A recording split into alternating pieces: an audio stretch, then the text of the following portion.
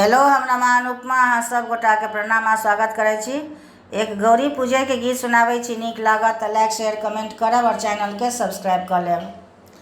सखिया गे कहाँ के रखला सिंदूर सपरी खोइल का, गौरी पूजब भोर काना।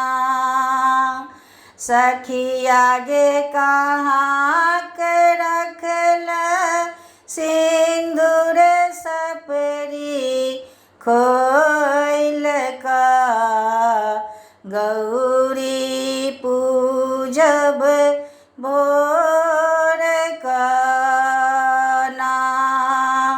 सखिया गे ससुर बड़े शौकीन देलखिन सोना के सपरी कीन। सखिया गे ससुर बड़े शौकीन देलखिन सोना के सपरी कीन।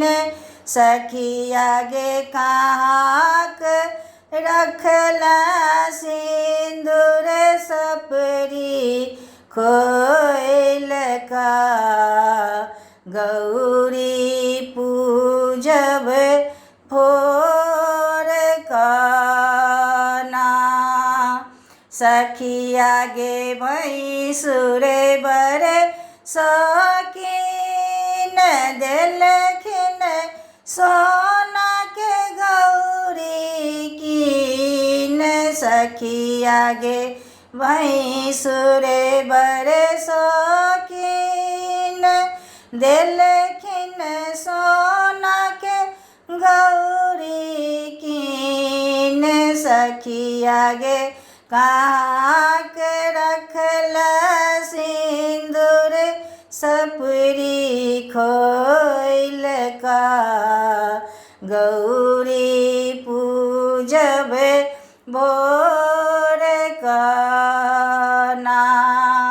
सखिया गे सासु बड़े शौकीन देलखिन नैवेद्य कीन।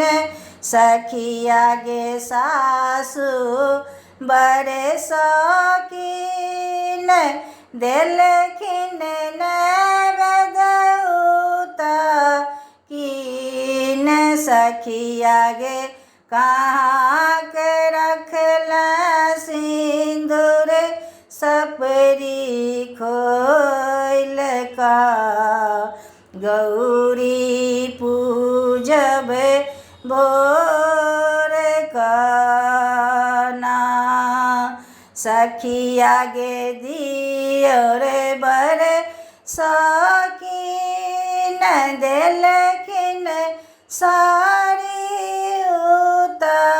कीन।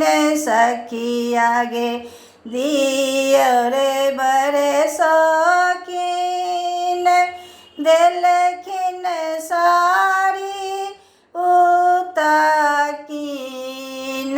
सखिया गे कहाँ के रखला सिंदूर सपरी खोइल का, गौरी पूजब भोर